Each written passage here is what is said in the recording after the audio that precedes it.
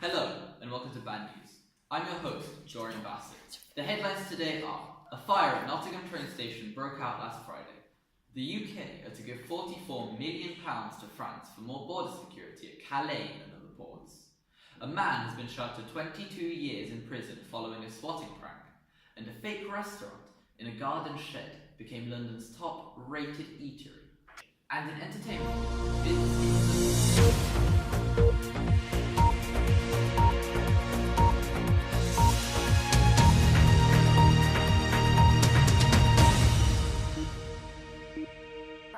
The new section of Nottingham station was caught on fire last Friday. Trains were cancelled and the station was evacuated. The fire lasted for 12 hours. A fire chief had stated the fire could have lasted for only a short amount of time and the damage would have been less. The Nottingham station fire is being treated as an arson after finding out where it started in the women's toilet block found at the new station of the station. Mr. Kidd, a former director of the national safety body, the Fire Protection Association, said that toilets are a favorite arson point, which is why sprinklers should be installed. He also stated that the sprinklers would have completely extinguished or suppressed the fire and had avoided it in spreading. Investigations about the fire are still going on, and the answers are yet to be found about how the fire started and how it. How did a fake restaurant in a garden shed become London's top? British wise journalist Oba Butler described how through bogus reviews, photos of fake food, and imitation of excitement, he turns a barn in his garden into one of the most highly rated restaurants in London, according to the recommended service TripAdvisor. Before working in Wise, Butler was writing fake reviews in TripAdvisor. Restaurant owners used to pay him €10 for every positive feedback on the site. Remembering the effect of such records, the journalist decided to make a fake restaurant in his yard. The transformation of the barn into a prestigious place took him 6 months. In April 2017, Butler registered the name The Shed at Dulwich, indicated that the institution works only with advanced booking, and created a restaurant site. The site had to show examples of dishes, so the journalist posted several photographs taken in the courtyard. Yeah, okay. Man arrested for swatting.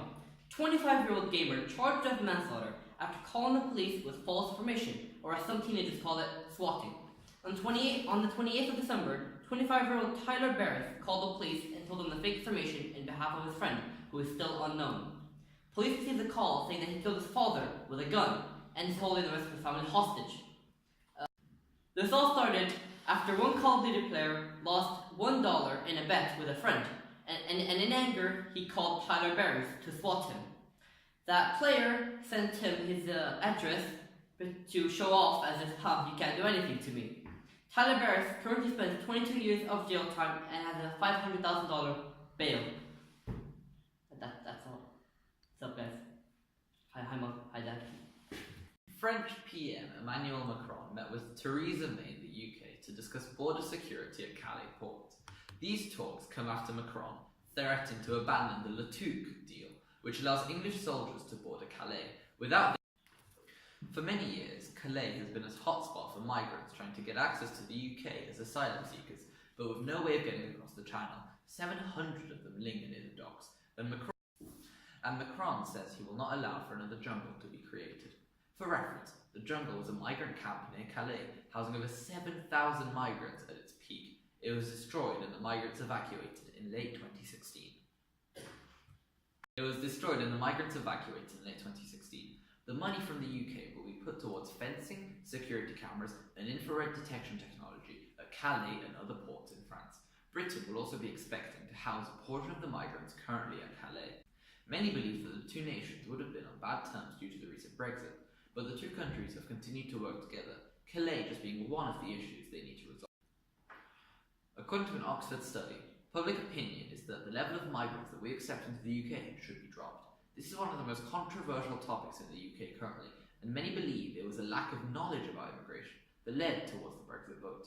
England is also having talks with the French on how to prevent terrorist organisations entering and or growing within the two countries. Entertainment news. The untapped gold mine of Overwatch League, or business insolence from Blizzard. The other day, the cybersport event known as the Overwatch League began. It is an esport tournament run by Activision Blizzard company, an online first-person shooter called Overwatch. Announced in November, the Overwatch League is intended to become a franchised organization of permanent city-based teams. It will have the American format of such competitions, where a number of already well-known invited teams of 6 people will compete for the reward of $1 million after investing a colossal amount of money.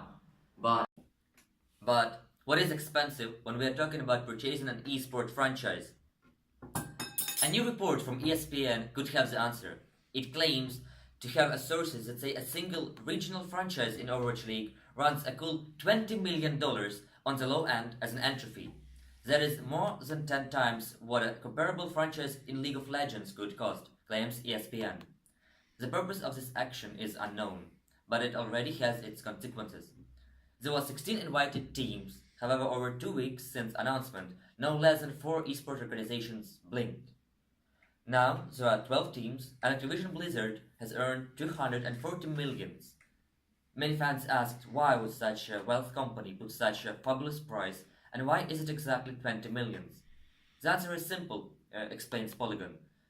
It was made up and approved by the headquarters of Blizzard. Moreover, Overwatch League signed an agreement with Twitch for exclusive broadcast of matches for only $90 million. Go. So at the end, Blizzard has gained $330 million from the air using brand name. And this is only the starting amount. While community is wondering what will happen next, we will keep in touch with the insights by the Polygon magazine and ESPN announcements. Hello, and thank you for tuning in to Bad News tonight. I've been your host, Dorian Basson, and this has been Vovak Mirminko for Gaming News. Brief! Your live studio correspondent, Denise Joy, And Mahmoud Yeehaw. Details. Bad news. Good night. It was my dream to be the TV man. Thank you, Bad News. Thank you. Oh, thank you.